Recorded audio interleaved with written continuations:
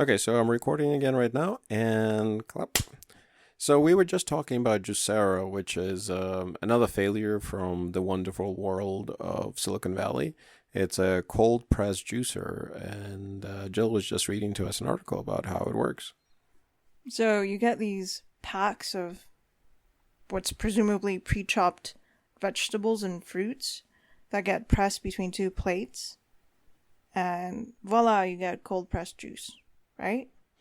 Yeah, and it's manufactured in such a way that it's incredibly complicated on the inside, and it has a lot of machined parts that just like literally squeeze the juice for you. But the guy who I watched taking this machine apart and looking at how it's built on the inside, um, he looked at it and it's built in such a way that they were selling it for $400, and it was definitely costing them more than $400 to actually manufacture the thing. You used a very cool word to describe it. It was skookum. Yes. Used, which is a word for impressive and courageous.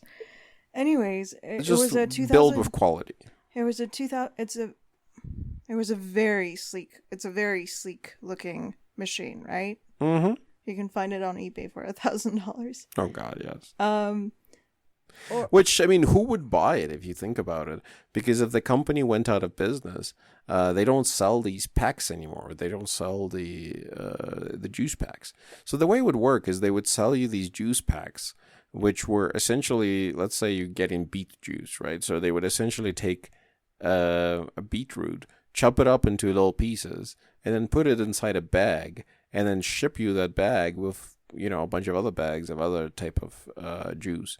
But the thing was that you could only get any of these bags if you buy it through a subscription. So they weren't available at like one-time purchase or two-time purchase, from what I understand. They were only available from the subscription, and the subscription required you to buy 5 of them per month, and each one of them would cost $8. So you were basically paying $40 a month to I'm sorry, not $40 a month, $40 a week. You were paying $40 a week. What does that come out to? $120 a month. 140, $160 40 times 4, $160. Yeah, give or take. To drink juices, I mean, I understand that $160 a month for somebody in Silicon Valley is not a big deal because those people shit money, right? But it can't be exported to regular folks outside of the coastal elites Exactly. region. Well, not even coastal elites. Like I don't see anybody in San Diego or in LA. Well, maybe some like really rich people in LA would own this, but generally speaking, this is just a non-starter because, I mean, for fuck's sakes, it's you. God gave you, or the evolution, or whoever gave you teeth for a reason. Chew the fucking food and swallow it. You don't have to have a machine that pre-cuts the apple for you, and in another machine. So it doesn't really pre-cut the fruits and vegetables. It's already there. Okay. It's already, so the fruits and vegetables are in the pouch. Yeah. And then there's 2 plates that just come down and squeeze the shit out of those fruits and vegetables inside the pouch. Mm-hmm. And then afterwards, you just throw away the pouch. Okay, so it's not very earth friendly. It's very earth unfriendly if you think about it, because what's happening is the Mylar pouch that it comes with is recyclable, quote unquote, but nobody's going to recycle it because it has food stuff. It has rotting fruit inside of it, basically, once you throw it away. So nobody's going to touch it with a 10-foot pole. That's the thing that most people don't understand about recycling.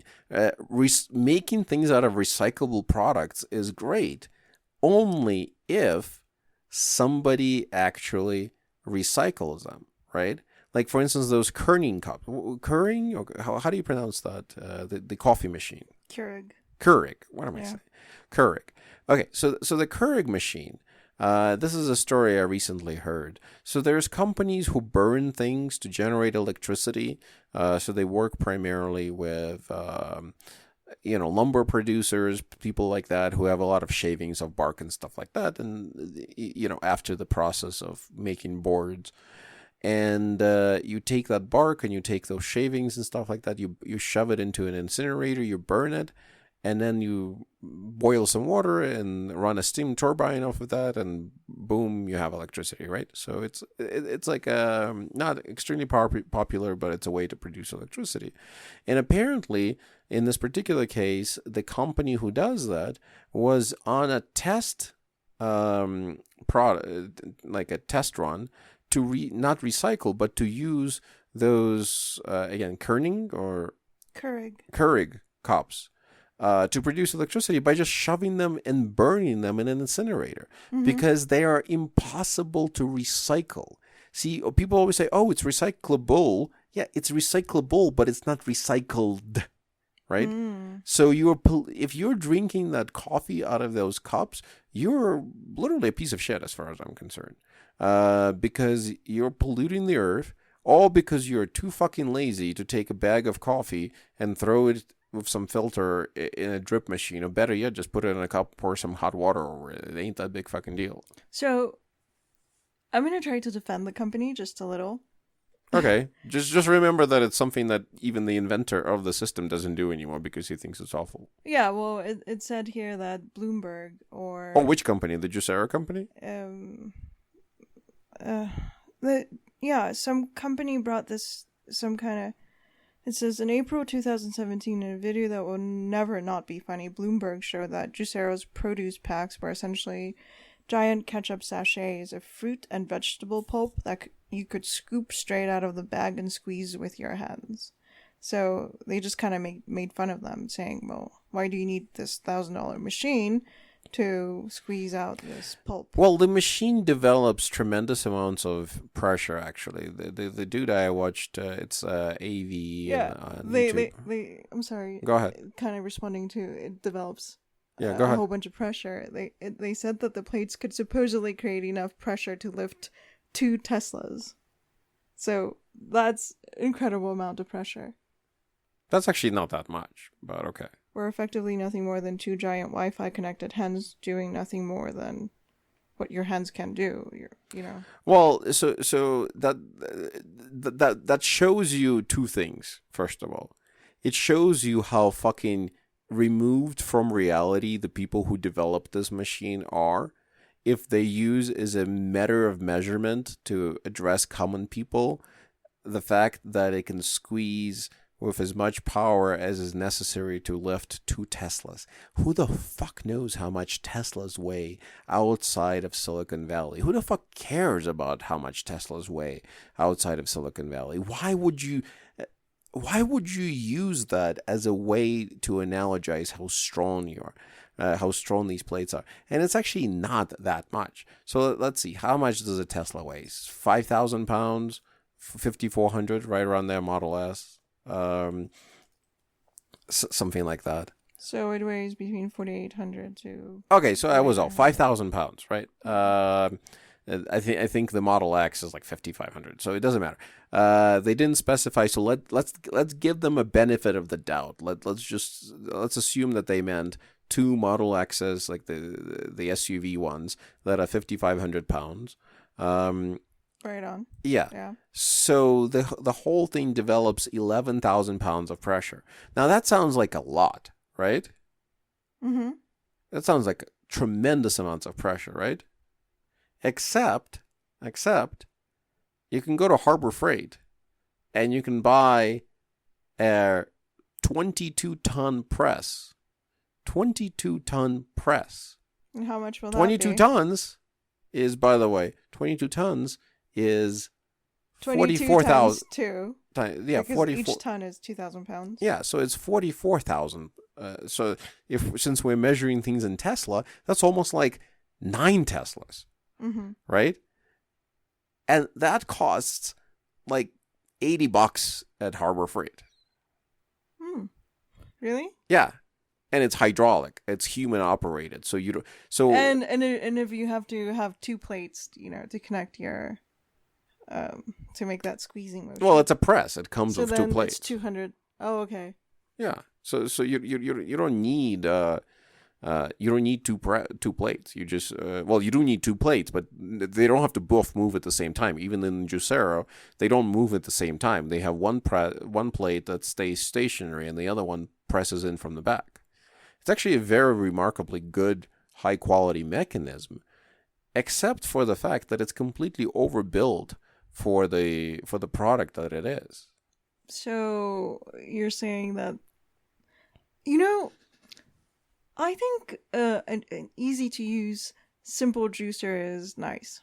You know, if you are too lazy to wash your juicer because you're using one of those centrifugal juicers or a more complicated juicer, So that was than a blender. yeah, that was their not claim to fame, but that was their pitch. Their pitch was that it was an IoT, and everybody was all about IoT back then. Internet of Things that shouldn't be on the internet. So is this like I'm sorry, a Kickstarter? It wasn't a Kickstarter. It was one of those. I mean, the quality of the manufacturing of that thing is fucking stunning. Like they probably paid $1,000 a unit and then sold it for 400. So that they can sell you the So they can sell you the juice bags. Yeah. Now on the inside of the machine, it had a camera, and that camera would take a snapshot of the QR code that was printed on the packages for the juices, and it wouldn't work unless it got the right QR code. So as a result, let's say this company now is out of business, right? And you're like, oh, you already have the machine. Maybe somebody else would have came along and started making third-party juice packs for this kind of thing, right? So Well, this machine will not work unless you have their unicorn QR code. Interesting. I wonder if each QR code was uniquely identifiable. Yes, yeah. it is. Instead of like, oh, these are the apple and carrot juice bags, and they all No, have the because same. then you would just be able to copy the QR code. No, Yeah. This is why it had to be connected to the internet, because not only would it verify the QR code, but it would also log it. So you wouldn't be able to like just photocopy the QR code basically and use it again. And they made an argument that it was all to protect their customers, to make sure that their customers wouldn't drink expired juice from expired packets. Okay. Right? But Or that they could recall their juice packs of spinach, for example, was defective and had to yeah, throw that. or that, right? Yeah. What can I say? This company looked very cool, and it was funded like in the Series B around $70 million. Garbage. It just pisses me off because we're in this kind of space, and these people really knew how to raise money. They really did not understand anything about like the reality of life outside of Silicon Valley. So they live in an island. They live in a bubble. They Yeah. live in a bubbled dome where people are okay with paying $160 a month on juices. Yeah. And not to mention, this is, hold on a second, but people will say, oh, but at least it's healthy for you. Juice is extraordinarily unhealthy to drink. Cold pressed juice. Cold pressed juice. Without the fiber. Yes. So. Well, the fiber stays in the bag. Yeah, the fiber. So let's rephrase that. Juicing is really great. No, for it's not. Green vegetables that you cannot stomach to eat with a fork. You know, so you can. Why? You can put your kale or your spinach in a blender and add some water, and you can gulp it down. Okay, well that's quickly. not juicing, isn't it? That's making a smoothie out of that. That's basically having a machine chew for you, which is fine. Well, it's not cold pressed juicing, but it is juicing. Well, I guess it's not juicing. It's not juicing. Okay, so it's not juicing. Yeah, because juicing would be removing just the juice. And the thing is, juice is very, very, very bad for you. It has very high glycemic index, which means it makes your blood sugar shoot straight up, which means later on down the line, you drink some juice, 30 minutes to an hour later, you'll be starving. You'll be fucking starving. You'll be chewing at a fucking drywall just to get some nutrients because your body now just spiked insulin and it's expecting to be fed, and you're not feeding it. But then, of course, you do feed it. So this is why juicing was like a thing that they were trying to sell to people to lose weight and to be more healthy. It's very, very, very unhealthy for you. And if anybody disagrees with it, well, fuck you. You're wrong. Well, we'll have to do an episode about, nutrition and what we've learned in recent, or what has become more popular in nutrition over the last decade, maybe? Well, here's a very simple... Because we've stepped away from the fat-free diets, and we've come to an understanding that fat is good for you, so long as you don't mix it in with sugar. Well, okay. Again, there's a lot of things that we learned, right? And there's a lot of things that we could talk about, but there is a really simple rule of thumb that I think anybody can apply to their dietary decisions, even before they do all the research about what is actually good or bad for you, right? The real simple rule of thumb is, if it's something that grows on a tree or grows on a bush or grows in the ground, and you pull it out and you receive it in the condition that basically it came in nature. You take a natural product, a product that, like an apple from a tree, and you eat it by masticating it with your teeth, by chewing it, because that releases a bunch of saliva, and it releases a bunch of other enzymes into the apple to help you digest the apple, right? Mm-hmm. You chew it, you swallow it, and then you digest it with the fiber. It goes through your system, comes out on the other end as poop, right? Right. That is the healthiest way to consume an apple. All other ways of consuming an apple, in juice, in apple pie, name a thing, is worse than taking an apple, eating it, and then pooping it out, right? Nutritionally speaking. What? Sometimes cooking your vegetables actually makes them more bioavailable. The nutrients bioavailable. It makes the nutrients of the vegetables more bioavailable to whom? To the human body. To you. Yeah. What about the bacteria that lives in your gut? Not them. Exactly. And the thing is, why do you get hungry? I wonder if that's how raw vegans and raw vegetarians, say why they say it's important to never heat up your food, or never eat cooked food. Interesting. I don't know why they say never to eat cooked food, but I can tell you that like for instance, we learned that you should cook meat. Of course, they're vegetarians and they're vegans, so they're morons by the very definition.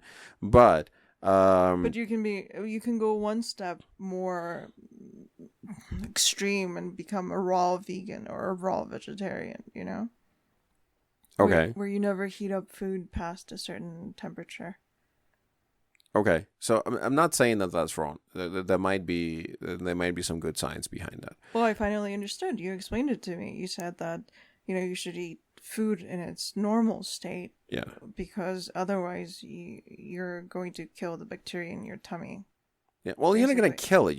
What happens is you starve the bacteria in your tummy, like you said, and then the bacteria in your tummy starts in your gut actually starts sending out messages through these messaging molecules to your brain saying that you have to eat more. This is why we have so many overweight people in America, because we cook and we process way too much out of food.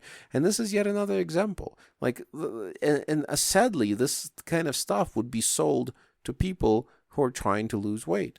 But in reality, what it does is it actually makes them gain weight. If the same person who purchased one of these Juicero things and was overweight and was trying to lose weight, if that same person instead was to take an apple or pomegranate or, even a piece of beet, like a beetroot, and just chew it and eat it, they would be far healthier than drinking the juice out of the same thing. Mm-hmm. Interesting. Anyways, we have everything against juicing, but this concept of blending your vegetables, your fruits, to make them more easier to consume, is not a bad one according to me. Well, what you're doing there is you're chopping up and basically chewing up the vegetable or the fruit. Um, uh, so you're doing the thing that Into your a slushy. yeah, you're doing Into that thing that your mouth would not normally do, right? Yeah, I was gonna say it's like a chyme or chime. How do you chyme? Chyme. It's the pulpy acidic fluid which passes from the stomach to the small intestine, consisting of gastric juices and partly digested food. So I guess the proper process here. But also, as we know, it's very important for people to chew because that's how you develop the muscles in your face. Ones that allow you to breathe properly, ones that allow you to have proper facial structure. Like the facial structure of the modern human is highly deformed by our overprocessed society that doesn't. Overprocessed food. Well, we have an overprocessed society, not just an overprocessed food, because we process everything to the nth degree. Even activities like. But so, I think that's a result of not having time to sit down and masticate or really chew your food for forever. Why don't you have time? You don't have to chew forever either. Because you want to get on to the next thing, on your Well, what's the next thing on your schedule? I don't know. Okay, so why are you eating them 3 times a day? Why not eat 1 time a day properly instead of 3 times a day shittily? Perhaps. That's an option. Not many people want to be outsiders to this food culture in which you have to eat 3 times a day. Why? It's unconventional. So? People will see you as being extremely weird. Well, it doesn't matter. I think it's extremely weird for a human being to eat 3 times a day. I think it's quite bizarre that this is the standard. But it's also weird to just eat once a day. Why? Like, for example, you eat once a day, and it's a comfortable, practice for you. You got into it. But for me, I don't need to eat 3 times a day, but I enjoy having 2 meals a day. And that's nice for me. And my meals don't have to be full on, like, large events. Or they just have to be, Well, that's just because you're a dirty gatherer. You're not a hunter. They have to offer me some kind of nutritional value, and it makes me feel better. It makes my mood better, and it gives me energy to do whatever I want to do without feeling like I'm missing out on something. Yeah. And that's all emotional things that you gotten used to because you lived in a society where people eat several times a day. People are not even supposed to eat every day. You're supposed to eat like every other day sometimes. People are supposed to eat sometimes. We turned an activity that human beings were supposed to do occasionally. By occasionally, I mean not necessarily, once a week, but like once every one day, 1 to 2 days you were supposed to eat. Once a day, maybe once every 2 days you were supposed to eat. Instead, we turned this into this ritual that we perform 3 times a day, sometimes 4 for many people. And heart disease is on a rise. Diabetes is going through the roof. We have nothing to show for it other than, yes, people will quote saying that humans now live longer than they've ever lived in the past and that they're healthier now than they're ever healthy in the past. And that's true. Most people back in the day died from acute diseases. So you got some kind of disease, it would come and it would kill you. Like you broke a leg, or you got gangrene, or maybe you got like some kind of very aggressive cancer or something like that, develop all of a sudden, and then you would die from it, right? But right now, most people die from systemic diseases that take years to kill them, like systemic low-level cancers that, for instance, shouldn't have developed into a full-blown cancer, but they had because of people's poor lifestyles, because of obesity, right? Obesity is an epidemic in America, and I don't even blame the people who are obese, because the people who are trying to lose weight, I see what kind of techniques and what kind of things are advertised to people who are trying to lose weight, and it's garbage. It's utter fucking garbage. It's, these kinds of machines. They're like these juicing machines. They'll make claims like, oh, cold pressing juices are really good for you. No, they're not. They're awful for you. They're fucking awful for you. You want to do something good for you? Think about it. What would a person 4,000 years ago do? And then do that thing, because your body has evolved to be like those people. Your body has evolved to eat very seldomly. Your body has evolved to extract as much nutrition out of food as possible. You have to remember that the human beings lived their entire life with more or less absence of food, right? Food was hard to come by. Mm-hmm. It was your main task for the day was to find food so you can eat it, right? Nowadays, food is abundant. Only, at the beginning of the previous century, in 1900, something, I forget what the statistic is, but some ridiculously large percentage of the population, like 30 or 40% of the population, was involved in agriculture, possibly more, of raising and creating food for us. Now, it's down to like 2%. 2% of the population right now are in charge of creating farming and agriculture. Farming and agriculture, yeah. And stock raising and raising meat, raising and so on. Anyways, let's get off the horse. You wanted to talk about something else. You also wanted to talk about white noise. But I'm passionate about this thing because I think like there's a lot of well-meaning people who are trying to do something good for themselves, and they're constantly being misled by marketeers and by assholes who are trying to take advantage of them. Mm-hmm. And then they lose faith. Faith.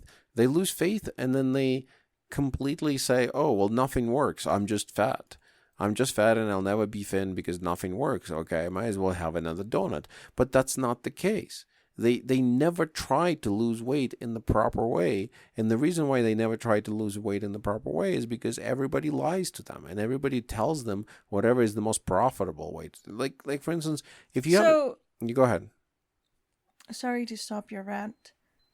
I find that obesity could be attributed to any number of reasons. For example, how there's sugar in everything that you buy in the store. Yes. And how those sugary things are super inexpensive. Okay. And thus people are drawn to them. They get a lot of mouth pleasure and brain pleasure at very little cost. Yes. Third, poor education about what you should be eating. Okay. Well, I mean, you were just restating what I said. Okay. But I'm just giving more specific examples. Okay. And then there's a catch-22. Like, you're so stupid because you're eating so poorly that you're never going to learn about how you should in fact be eating. Like, how in fact you should be feeding yourself. Okay, but the main reason why that happens is because we have a culture that encourages this kind of behavior. It encourages people to eat a lot of sugary and sweet things. It encourages people to be basically unhealthy for profit. Okay. Coca-Cola is a large company, and there's no doubt about it. Coca-Cola is the last time you actually saw a food advertisement? I see them all the time on YouTube. We don't have. You do? Yeah. The only instance I've seen food advertised to me is on the banners on the freeway, the billboards on the freeway. Yeah, but that's just because we don't have television. I've seen food advertised to me like Del Taco or McDonald's, who's telling me they have Mac cafes or. But I don't understand what your point drinks. is. Okay, fine, you're right. Why do you have an instinct to defend these assholes? These assholes who are making money off the American people while driving them into the early grave, and you want to tell me, no, they're not doing anything wrong, they're just running their business. No. Coca-Cola is an evil corporation. McDonald's is an evil corporation. Why are they evil? Because they knowingly sell a product that makes people sick, very unhealthy, and it would be fine. You're interrupting me. Let me finish. I am fine with Coca-Cola or McDonald's selling products to Americans as long as they explain to Americans that eating and drinking these products will cause heart disease and diabetes if you do so in large quantities. But they don't. Instead, they're saying, oh no, well, the consumer has a choice and consumer can buy anything they want. Yes, but except you told those same consumers that your products are amazing and healthy and great and make memories and all this other shit, like with Coca-Cola, and you didn't tell them that, oh, by the way, if you drink a case of this fucking drink every week, then in a couple of years, you're going to develop diabetes and then you're going to be stabbing yourself with a needle into the stomach. Mm-hmm. Okay, I agree with you. People can do whatever they want. I don't agree with telling them to go fuck off and not actually operate, not actually be in business, because they can be in business, but they have to be honest about what they're selling. Right. They have to take responsibility for what they're selling. What they're selling is unhealthy. Mm-hmm. What they're selling, and then Coca-Cola will defend themselves by saying, well, we provide Coke Zero, and Coke Zero doesn't have any sugar in it. That's true. But that doesn't stop Coke Zero from actually ruining your life anyway.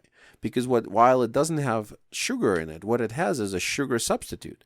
And in laboratory tests, they showed that people's psychological reaction, and more importantly, the gut bacteria's reaction to Coke Zero, to the sugar substitutes in Coke Zero, are actually identical to the reactions of people reacting to sugar. So what happens is, you drink it, you don't get any calories from it. It's not very caloric, it has 0 calories, hence the name.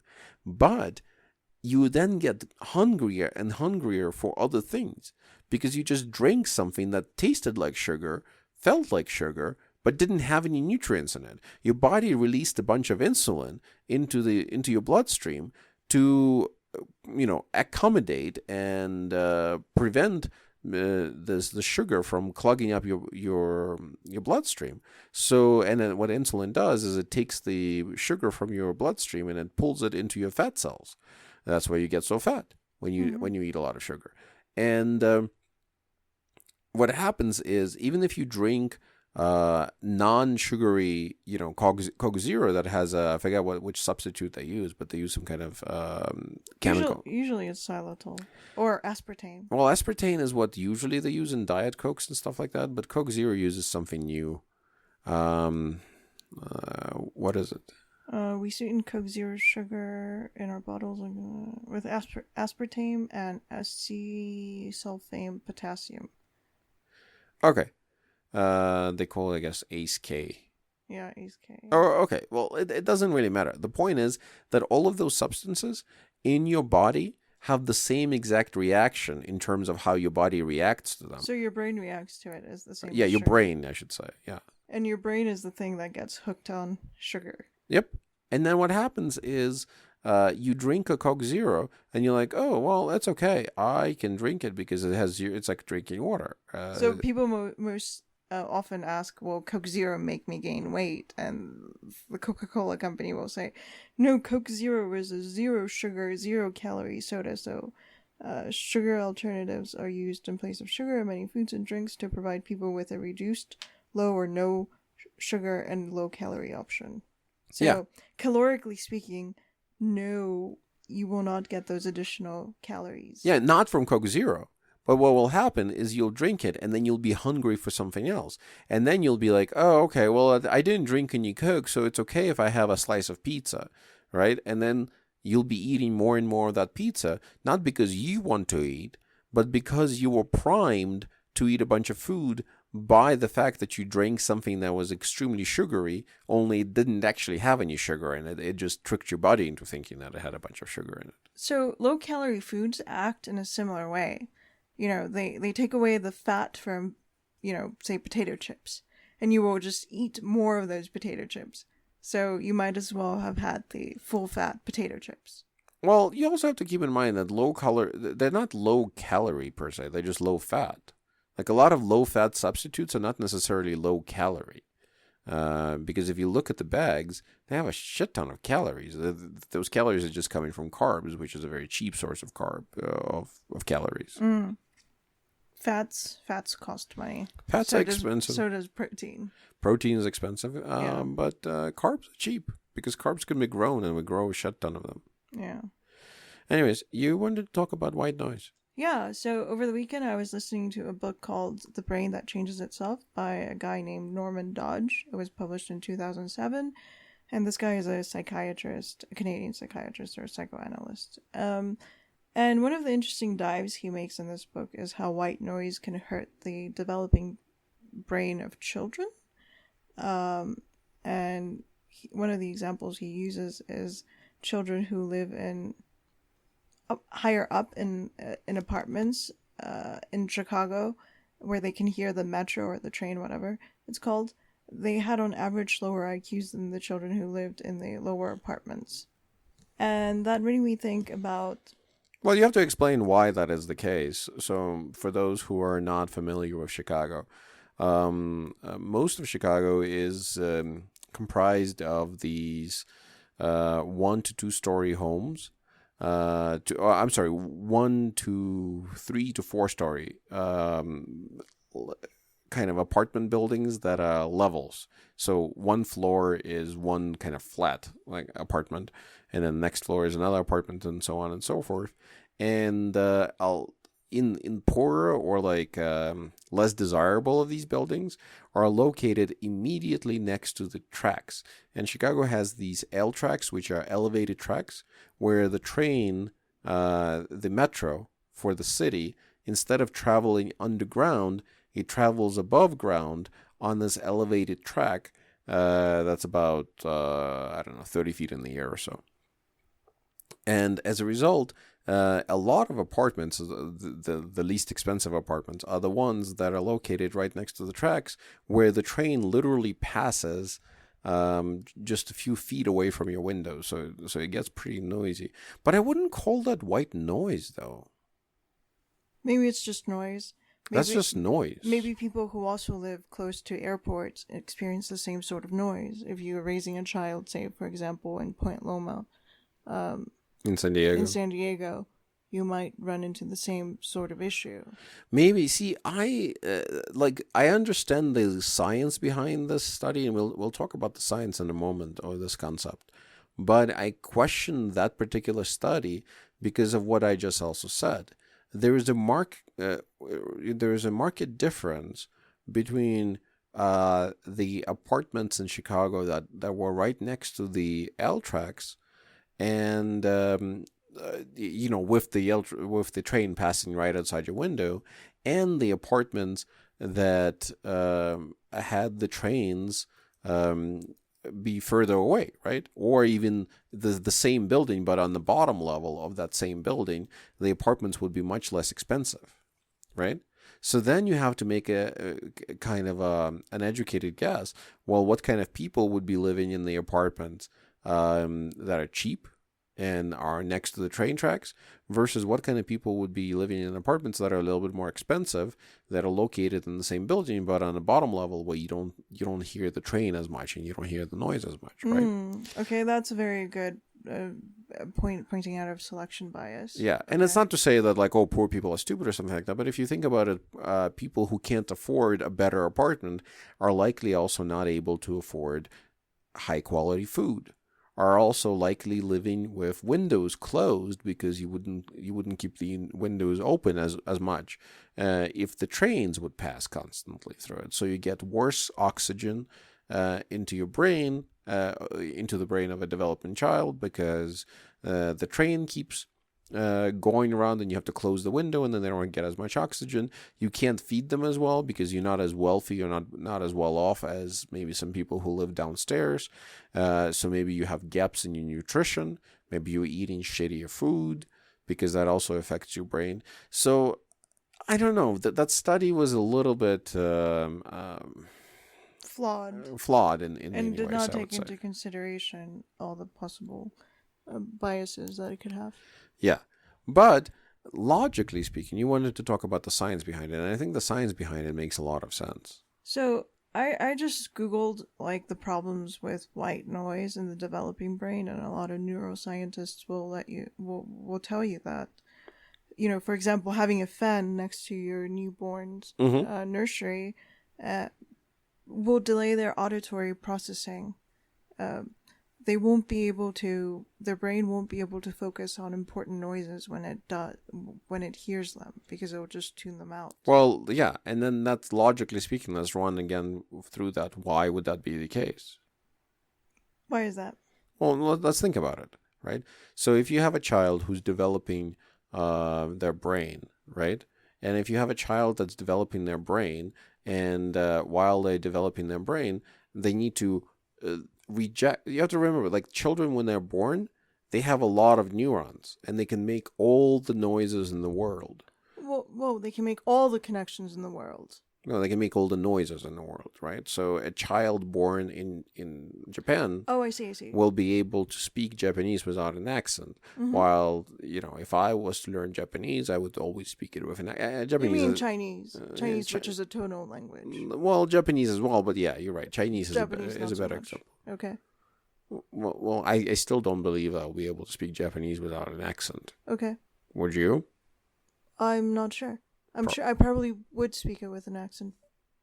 But Okay. I was exposed to it when I was younger. Yeah, but not that much young. Okay. So if you don't hear a particular noise by the time you're 3 or 4 years old, there's a good chance that you wouldn't be able to actually reproduce that noise. And sometimes in some of the complicated languages. And sometimes as early as 6 months in some scientific studies. Okay, and so the earlier the better for sure. And so Chinese is the most complicated of these kinds of languages, but well, not the most, but definitely up there. And Japanese probably is one of the simpler languages actually, but still. So the way that a child's brain learns is it notices certain noises that are coming, and then there is it's basically like a large correlation engine. It tries to build correlations between certain noises and events. And if you have white noise happening, then basically it drowns out all the noise in the room, right? And then all you're hearing is a bunch of noises that have absolutely no correlation with anything physical going on around you, right? So this is also why I find that the train study is a little bit strange, because in that train study, every time the train goes by, there's a tremendous amount of noise, right? Mm-hmm. But at the very least, the child would be able to quickly associate train equals noise, right? Right. And then all the other times they can. So it's not a disembodied sound, right? It's a sound that's coming very specifically, and it conveys certain, very little information, but certain information. A train is coming, right? Mm-hmm. By contrast, but I think that would apply only to older children who can Why? make that association. Well, not necessarily. Even a 6-month-old can look out of the window and he hears noise, or he or she, Okay. and he sees a train. I mean, it doesn't mean that they'll understand that a train is a train. The whole concept of a train. Yeah, but they see the correlation. Yeah. Train comes, noise happens. Train comes, noise happens. Right. Like I'm pretty sure even a 6-month-old, when they hear the noise, they would turn towards the window to see the train. But what about when they are just like newborns and they hear the train and they cannot see outside the window because their eyesight isn't very good when they're just but it's a periodic noise. Okay. And what I think is really happening with this whole white noise with the brain is that it's repetitive, constant noises that may have a pattern to themselves, but don't have any kind of pattern that relates to the outside world and don't carry any information with it. The brain very aggressively tries to ignore anything that doesn't carry important information in it. And the fact of the matter is, white noise 90% of the time does not have any important information in it, right? And as a result, your brain just very aggressively ignores it. We even done studies on that. They've done studies showing that, for instance, on construction sites, how like on construction sites, whenever there is whenever one of these big trucks or backhoes backs up, they make that beeping noise. They beep, beep, beep as it's backing up, right? Well, they showed that people, after literally just a few days on the construction site, anybody, but the workers certainly that work there, they begin to ignore that noise. Not consciously, but subconsciously, they literally cannot hear it. Their consciousness just cuts away that noise. Why? Because it's utterly pointless. Okay, so what would make them... Oh, would changing up that noise... Changing up that noise would make a lot of sense, right? Yeah. But would make even more sense. I mean, and that's what they did. There was a company in in 2000 and late 90s, early 2000s, I believe, that was trying to patent replacing those beeping sound generators with ones that actually shoot out white, like literally static. And then people cannot ignore static because static is random. Your brain cannot create a filtering mechanism fast enough to filter out static. So like that kind of noise. So if you're old enough to remember televisions when they were like that stations, or a radio, like a radio that's not tuned into anything, right? Right. So static. Which is, by the way, in case for those who don't know, all that static noise that's actually the birth of the universe, because that's actually the echoes of the Big Bang reverberating in the electromagnetic field, FYI. But in any case, so people cannot ignore that static, right? But it's still pointless. The good solution for the construction sites and stuff is just use cameras. Put like now cameras are so dirt cheap, but because of our stupid health and safety laws, we can't do that. You're supposed to use cameras, but we can't get rid of the useless beepers because some bureaucrat somewhere said that they're a good idea, even though it's been shown time and time again that people literally just don't even hear them. Anyways, but I think that's what's really going on. Children that get used to white noise, their brain they don't have very strong auditory processing connections in their brain, right? Yeah, they just don't grow.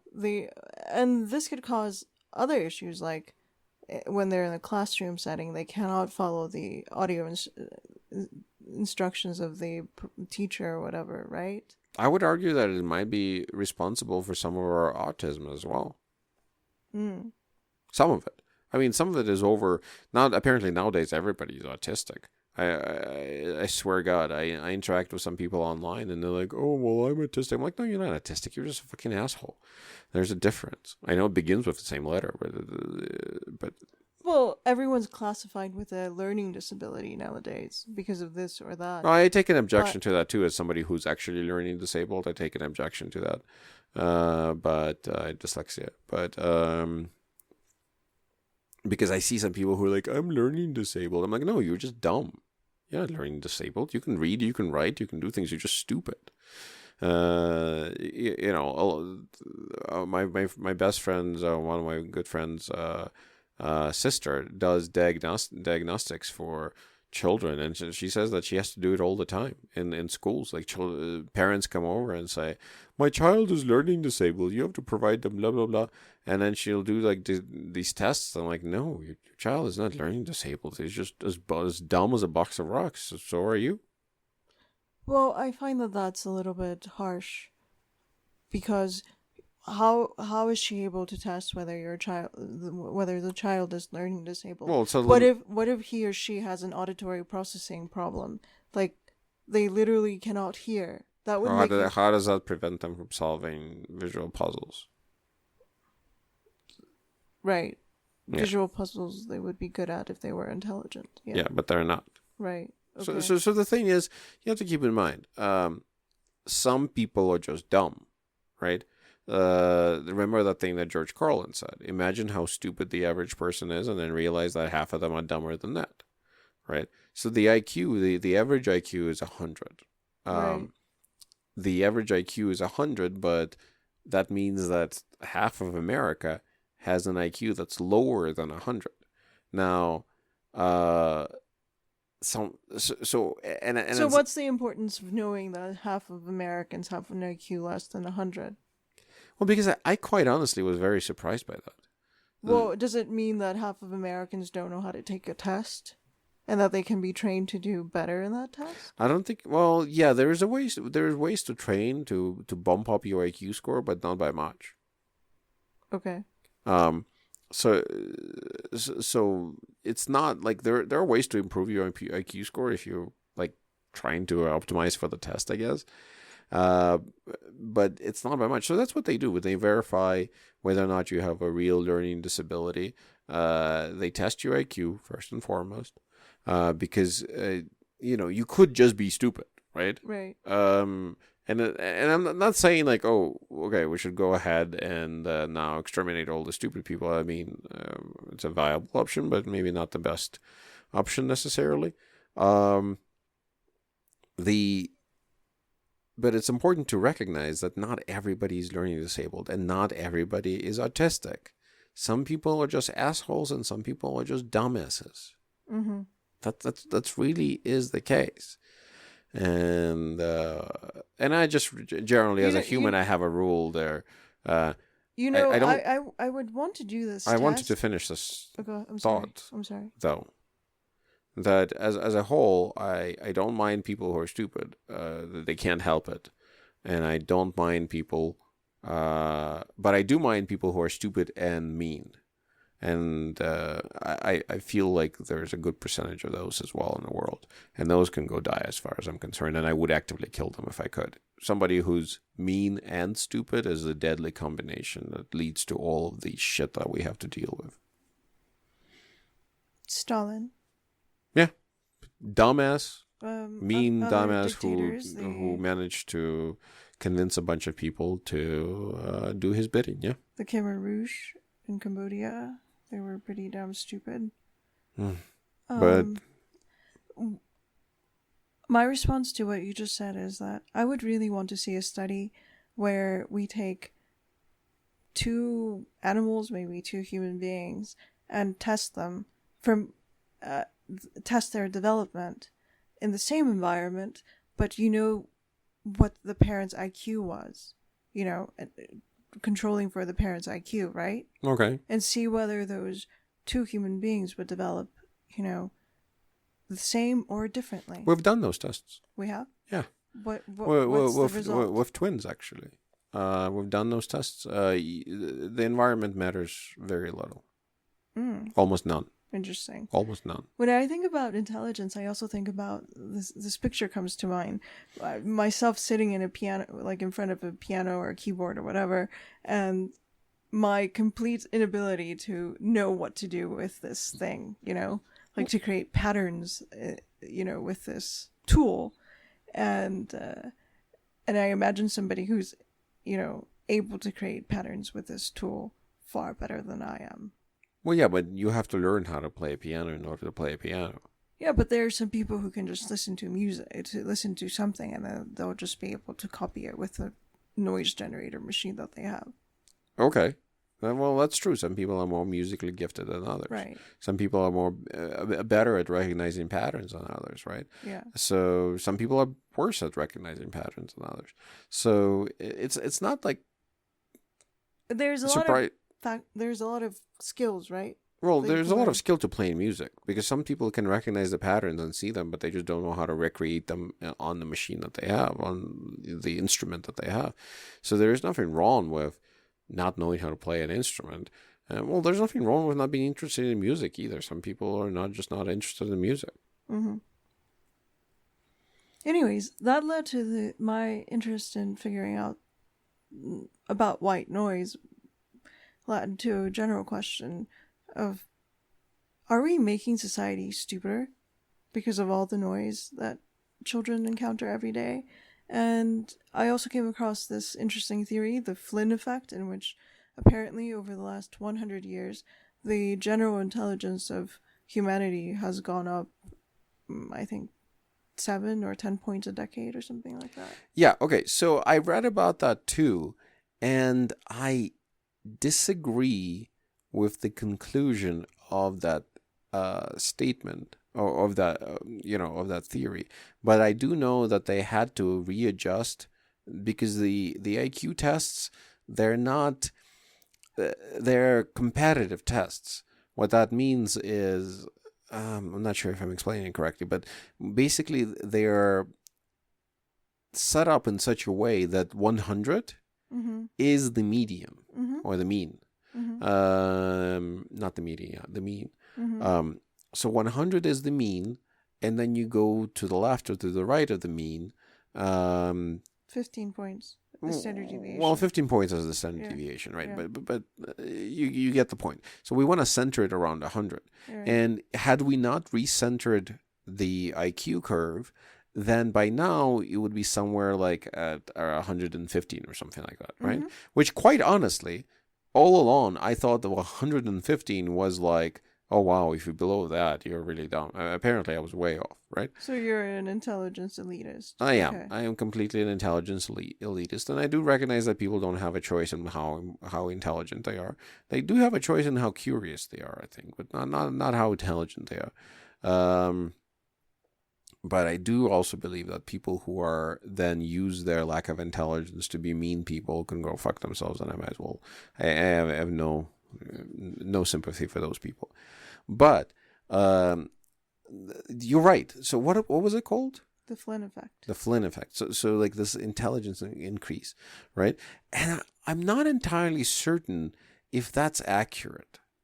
And the reason why I'm saying that is because I know I have read, well, it's hard to say, I guess. It's hard to say because we haven't done IQ tests in the 1800s, right? And the 1700s. We've only done IQ tests since 1940s because the army, the American military has instituted these for purposes of figuring out who's too much of a dumbass to be conscripted into the military, right? Like this is actually a reality. When you not conscript, when you get into the military, they test your intelligence, and there is a cutoff, right? So if you score below a certain point, I think it's 90. If you score below 90, maybe it's 85. I don't remember. Either 85 or 90. They throw you out of the military. They say, no, you're too stupid. You're more, at that point you're more likely to harm your own people than you are to hurt the other side in the military, basically. So they just kick you the fuck out. And I think they had to recenter the curve with that Flynn effect. But I still wonder, though, if that's true, because I see people today and I see how much easier life is today. And life has just been much more difficult in the 1800s and the 1700s. And I just don't see somebody from today's day and age surviving back then. I mean, imagine how much you needed to know as a person who lived in the 1700s, right? Well, you needed to know how to plow fields, how to kill chickens, how to pluck chickens, you basically needed to be able to take care of yourself from beginning to end, right? Right. And if you talk to any modern day farmer, they're pretty clever people. They're pretty clever people because they know a lot, and they have to do a lot. They understand. They may not understand all the science, but they understand how things work quite a bit. How things behave. Yeah, they know how to fix their tractors. They know how to fix their cars. People back then had to maintain their products. People back then, they had to know how to sew. They needed to know how to make things, right? And now only very few people do that. So I sometimes I question it because you can talk to somebody who, like, I always pick an accountant. So I'm like a few courses short of an accounting degree, by the way. So I pick on somebody I know, something I know here. And as an accountant, you might have a lot of these things in your brain, but you know very little about the rest of the world. Like I've taught all the people who I know who have either MBAs or are accountants have an incredibly limited understanding of the reality of the world. But the same thing could be said about anyone else. Like software developers may know zero about plumbing. Oh yeah, I mean, I pick an accountants because I think they're a useless profession. So is MBAs, but that's not the point. Yeah, you're right. So we over specialized. We became such a specialized society where every single person just knows how to do their thing, and they don't really know how to do basically anything else outside of their thing. Well, that's the result of industrialization when everyone specialized and chose what they were good at to make the most amount of money. And we're still living in the industrialized era. Yeah, but is that good though? Does that secure the best type of progress?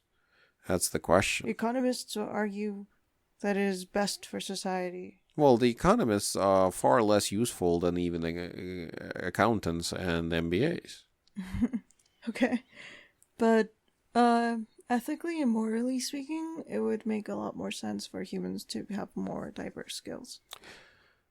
Well, and then people will say like, okay, like you said, economists will say that specialization leads to the best possible outcomes. But my question is, if that's true, why is it that every single major breakthrough in any kind of field in the last, well, forever, has always come from somebody who comes at the problem from a crossroad perspective, where it's the most recent example of this is mathematicians who also knew about biology, and then you get mathematical statistical biology, right? And that's what allowed us to create next generation sequencing, and that's what allowed us to crack the what is it called? DNA, or be able to sequence DNA very, very quickly, very affordably, right? Like it took us bioinformatics, yeah. Bioinformatics. So, which when you say bioinformatics, what does that mean? Biology and information, but really it's mathematicians and biologists. Somebody who was a mathematician, he had a friend who was a biologist, and then they both learned about each other's science. Boom! Now you have, I believe that's how NGS was kind of started. Next generation sequencing. Yeah, next generation sequencing. So the point is, all of the major breakthroughs always come from these crossroads of different disciplines, different. Knowing a lot about different things, not knowing tremendous amounts about one very, very specific thing. So it's almost like if you're a specialist in a particular field, you're just a tool. And then somebody else needs to come along and use you as a tool in order to actually extract any kind of value out of you. Because if you're a specialist in your field, like, I don't know, let's pick some kind of surgeon. A surgeon. A heart surgeon. If you're a heart surgeon, you can do a heart surgery, but you will never really cure a patient, because you will not be able to see, the big picture. I was thinking more something about, because heart surgeons are not really all that specialized, to be perfectly honest. Well, actually, no, they are. In today's day and age, I would be very surprised that They are. You're right. that they're not doing just one or two types of surgery. You're right. They do this. Well, it's not like, and you want your surgeon to be highly skilled. You want your surgeon to be highly skilled, but the issue is that your surgeon may not know some very obvious things about biology and some very obvious things about medicine that you might be familiar with, because they're so overly specialized. Peter Attia, who we also like listening to occasionally, talks about this specific phenomenon, where after the few years of medical school, not even the few years, after the first year of medical school, you start to specialize, and you essentially get deviated to the point into different fields. You get diverted, I should say, to different fields, to the point where a heart surgeon may know very little, for instance, about nutrition, or may know absolutely nothing about hormones and how hormones work, or may know nothing. A friend of mine, my best buddy in Chicago, recently went to a doctor because his hand was hurting, right? He contacted his doctor and he said, my hand hurts. I need to come out and and Have it checked out. have it checked out. He went to the doctor that his insurance company directed him to, and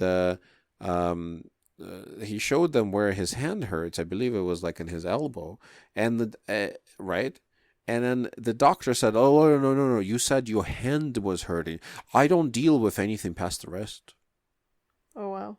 And That must be so frustrating. and my friend was like, "But seriously, but like, can you at least look at it? Like, just tell me it's okay or not, right? Like, you don't have to do surgery on it. Just look at it." And the doctor's like, "No. I don't deal with anything past the wrist." Okay. And see, that's just insane to me because, back in the day, you would get a doctor, he would get like his little doctor's bag, he would come out and he would do everything. He would do a fucking appendectomy with a rusty spoon if necessary. Some And dentistry on the side, please. yes. and then these people, and I've done my own dentistry, it ain't that hard. It's like patching things with epoxy. And like the thing is that these doctors, they get so over specialized in their medicine, in their like little itsy bitsy little field. And of course, whenever you bring this up, people will always quote you that bullshit statistic saying, "Well, the human lifespan has increased dramatically since the 1900s. Therefore, the doctors must be doing something good. The doctors are geniuses who make you live 20 years longer." No, it hasn't. The human lifespan has not increased. That's a fucking lie. The human lifespan has only increased statistically. And statistically speaking, if you're standing in a cauldron of boiling water with one foot and an ice frozen water with the other foot, statistically speaking, you are comfortable. What's happening there is we really cut down on childhood mortality. Children are not dying as much anymore. Or you're not dying from a gangrene infection after. Exactly. A small incident. Exactly. You fall, you break your leg. Back in the day, that could be a death sentence. Nowadays, you fall and you break your leg, and 2 weeks later, 3 weeks later, you're fine, right? 4 weeks later, I don't know, whatever. Mm-hmm. You're good to go. And so basically, there's like almost, not entirely, but almost zero chance of dying from breaking your leg today. And there was like, a very good chance, like 50% chance. I was going to say 5 and 10, 50% chance of you dying from a broken leg in the 1800s or the 1700s, or at the very least losing your leg, right? At the very least, or becoming limp for the rest of days. But we have certainly learned how to make things, how to treat acute diseases. And doctors are to be commended for treating acute diseases, something like traumatic events, traumatic impacts, things like that. Basically, we can put you back together mechanically. But doctors are preposterously bad at treating chronic conditions. So all that happened is we shifted a little bit, and now people, instead of dying from acute conditions, now they die from chronic conditions, right? And we have many chronic conditions that persist through the United States. If people were as healthy today as they were in the 1800s, physically healthy, right? But had the technology and medical technology of today, I think the average lifespan would be closer to 120. But we became very unhealthy. And we should note that there are two major, I think, reasons for this. First, we became majorly unhealthy because our lives became more sedentary. All of a sudden, instead of being outdoors, having to cultivate your own land to feed yourself or whatever, farming, no, you're inside somewhere doing some kind of admin job or just generally sitting, right? Doing a useless job. And secondly, because all administrative jobs are essentially useless. Sugar became a lot less costly and more available. Oh yeah. And so this aspect of humanity's change or evolution towards like more advanced capitalism usually brings a lot of sugar, into the mix. That actually has that's actually very true. And you can see it in other countries in a sense, because you could see it in countries like Ukraine. for instance, or countries like Russia. Britain. Britain as well, yeah. But I'm more familiar with Ukraine, with Russia, with Poland, places in that area because I grew up in those areas. And and I recently kind of used Google Earth to revisit some of the places where I grew up. And the people in those places are obese now. And when I was growing up in the Soviet Union, you would never see, well, I mean, you would sometimes see people who had really bad cases of diabetes or have genetic like thyroid disorders and they would be obese, right? But that would be very rare. It wouldn't be something that like was common. It would be something that was very rare. Most people were thin and in shape, right? And then my grandfather was actually kind of obese, ironically, but I think he had some kind of thing going on. And also he was a bit of an alcoholic, and I think that makes you gain weight if you do it properly. As you get older. Yeah. As you get older. So, yeah. But the point is that it wasn't something that was common to the entirety of the country. Most of the country was very thin. And then nowadays, you drive around virtually on Google Maps. I was doing so in many parts, like not just in one part, but many parts of the Soviet Union, and you see that most people on the streets are quite obese, and that's sad. That just shows you it's not like the fault of these people; it's the fault of the food system that's killing you. So when I say Coca-Cola is a fundamentally evil corporation that's killing people, people think I'm an insane person, but it's true. It's the reality. Coca-Cola is an evil corporation who is actually killing people. And I encourage them to sue me. Fuck them. Fuck you. If you ever work for Coca-Cola, fuck you. You deserve to die because you're killing people every day. I mean, again, I'm a libertarian. I believe, well, to a degree, I believe that people should be able to do whatever the fuck they want. If they want to kill themselves with sugary drinks, they should be able to kill themselves with sugary drinks. I'm not going to say no. But I want the people to know what's happening to them. I want people who grew up and were healthy and now are obese and unhealthy to understand that there are people who are profiting from their demise. So what comes to mind is China. It would be interesting to see what kind of generational changes China has experienced. Oh, it's already happening. They have a tremendous... well, I don't know. Diabetes epidemic? No, I don't know if it's diabetes, but child obesity. The child obesity is running. Again, I saw it in an article, and I didn't verify the article, so it might be bullshit. But I saw this article that says that in the developed part of like Shenzhen, China, busy developing thing, you see these children. They're like little roly-polies, and again, they only had a few photos. Again, maybe I'm wrong. Well, many children are... This article was making an argument that there's a diabetes epidemic. And you're right, because I'm sorry, not you're right, but when I see videos from China, most people are still pretty thin. Most people are still pretty, but the few videos that I've seen there were children there, they're kind of obese. So I expect major generational changes in body shapes. Yeah, so give them another 10 years and we'll see what happens. Yeah. And remember, these are Chinese, these are Asian people, which by nature are pretty thin, lean. Yeah. And wiry. Because, and the reason why they're lean and wiry, but see, that's going to work against them too. Because the reason why they were always lean and wiry is because China, as a whole, isn't really capable of producing a lot of food. It's not a very good country from an agricultural perspective, right? They can't really sustain. Well, they can sustain themselves, but they can't sustain themselves very well. This is why they invested so heavily in the idea of rice, because rice is easy to cultivate in the areas that they have, right? And they cultivate also pigs and stuff like that. But again, access to food is not something that Asia had in abundance. And as a result, they have very highly tuned systems that allow them to pull out a lot of resources out of the food that they eat. And that could actually backfire really badly for them when their diet goes to shitter, when they completely adopt this American, This standard Western American style, lifestyle yeah. diet.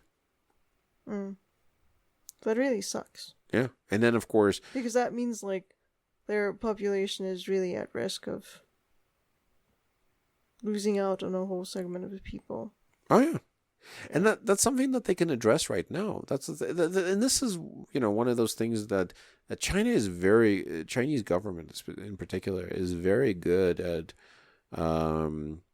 Well, actually, hold on a second. Let me back up this thought for a second, because I realized that my comment about children must be true. I'm only doubting it because I read this article on a website that's not particularly known for high quality journalism, but.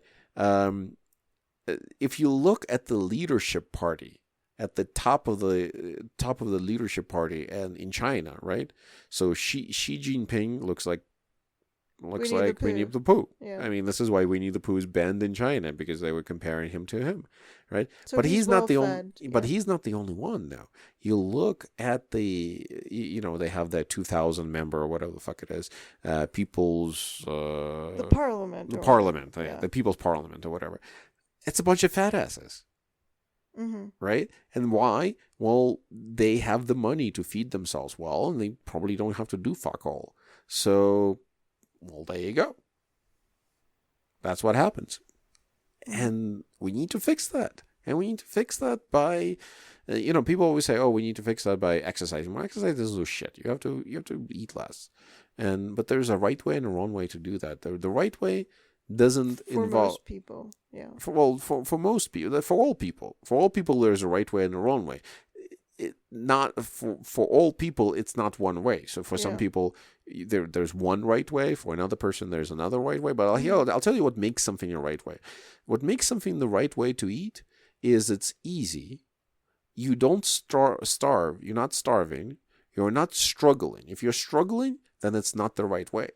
The right way is one where you don't struggle, but you still eat healthy. And you can find that way for yourself. It just takes thinking outside the box. Maybe you're the kind of person who needs to eat more fish and more fats. Maybe you're the kind of person who needs to eat more meat. Maybe you're the kind of person who maybe will do good on a vegetarian diet. You have to try a lot of these things, but the only keys to any healthy diet are really you buy and you eat products in their natural state. So an orange is in the natural state of being an orange. An orange juice in a square container is not in a natural state because orange juice does not grow on trees in square containers. Hey, can I not drink milk because milk is not in its natural cow container? Well, you can't drink milk because people have been drinking. Well, if you are not, again, this is to your point that it doesn't work. Not everything works for everyone, right? Right. So, people of an Asian descent, people of Mexican descent, or people of, basically brown people in general, are not very good at digesting milk, right? Biologically speaking. Mm-hmm. People of the European descent are very good at digesting milk. And right? Eating massive amounts of meat and fat. Yeah, but why is that? Meat, fat, and milk were readily available in those areas. Mm-hmm. And other types of food were not, right? During the wintertime, right? Mm-hmm. So in the summertime, you can eat whatever the fuck you want to eat, right? But in the wintertime, what are you going to eat that's not meat, fat, and milk? Nothing. Exactly. I mean, and grain, obviously. Yeah. Right? But by pickled vegetables. And pickled if you have pickling technology. But I'm talking about because here's the thing, people didn't evolve the ability to digest milk 100 years ago, or 2,000 years ago, even, or even 5,000 years ago. Mm-hmm. People evolved the ability to drink milk much, much, much earlier in our evolution, when when people first migrated to those countries. And back then, you didn't have pickling technology. You had very, very shitty food preservation technology. So basically, all you could do is kill animals and eat them during the wintertime. And then if you mastered the domestication aspect of domesticating animals, then you can also collect milk from them, right? And collecting milk is something that we've done for a very long time, thousands of years, right? Collecting orange juice out of oranges, that would simply be preposterous to people. Even like 500 years ago, people would be like, what? Why wouldn't you just eat it? Right. Like, it's an orange. But I mean, back then, people would only eat oranges on special holidays or something like that, even if you were rich, because it was incredibly, like, this is why back in the day, you see a lot of these paintings. Oh yes, Europeans do make a lot of orange Christmas decorations, like those ornaments. I've seen it. And like other fruits, because it probably was like very rare in Europe to have fresh fruits. Yeah, and that's why, while you interrupted me, I was going to say that they have a lot of those paintings with fruits as well, and they were very popular for those same reasons. Because only rich people could afford them? Well, only rich people could afford paintings, period, but also only rich people could afford oranges, and rich people couldn't afford oranges year round, right? So when people say like that right now you live the lifestyle of kings like 1,000 years ago, well, it's not entirely true, because I can't have people killed. That's a significant detriment, right? As a king, you could easily have people killed, and there's a lot of people who deserve it. But as a king, you wouldn't be able to poop indoors. If your appendicitis was rupturing, you would die. And if you wanted oranges, you can only get them occasionally. You need to go conquer. Now you can just go to Walmart. Some colonists, some faraway land. Well, or import. You don't have to conquer necessarily. You can just import them from faraway lands. But given the fact that you need to carry them on the boat across the ocean, it was just expensive. I mean, when people say like, oh, then we figured out how scurvy works, and then that in order to avoid scurvy, you need to eat oranges, so they would put oranges on ships, and then people would eat oranges on ships, and that's why they wouldn't get scurvy. Like, that was actually like almost part of the payment. Like, oranges were very like when they would, like, when pirates were trying to attract people, they would be like, and we have oranges.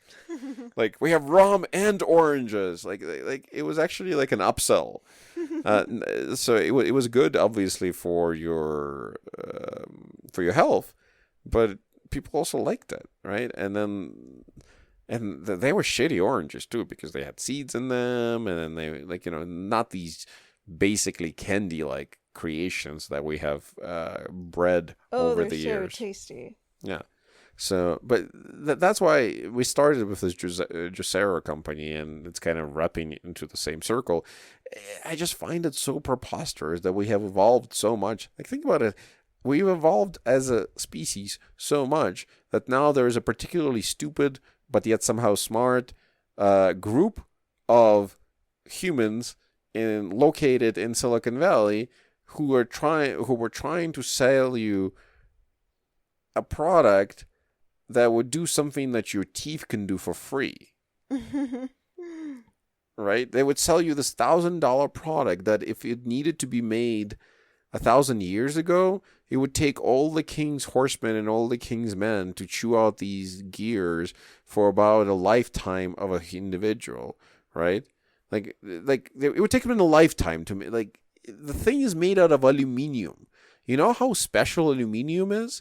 The King of France once used aluminium forks and knives because aluminium was that fucking special back then and that expensive. Aluminium used to be more expensive than gold. And now people make like everything out of it, right? Now we make cables out of aluminium because copper is too expensive. That's just insane. Like, the technology of humanity has really pushed forward quite a bit. And but I feel like we're misutilizing that technology. We no longer have our eyes set on Mars and exploration. We don't have this idea of like going somewhere or doing something we have not done before with technology. Now technology is primarily used to just make people do less and less and less. And now with artificial intelligence rolling out on the scene, that's going to go even further, where people will do even like, 500 years from now, somebody will be talking about how incredibly smart people in the 2000s must have been, because they could wipe their own ass with like toilet paper. And now, of course, the average, I don't know if America is going to exist in 500 years, but an average American nowadays can't even wipe their own ass. They can't even use, the Wipe S Robotics 2000. They have to use Wipe S Robotics 3000, because the 2000 requires too much operations and you have to press 3 buttons instead of just 1 to have your ass wiped. Right? And on that thought, I think we're going to wrap up this episode. Really? Okay. Yes. All right. We'll see you next time, where we'll talk more about white noise and how the world is full of idiots. Okay. Hopefully you enjoy this. Goodbye. Bye.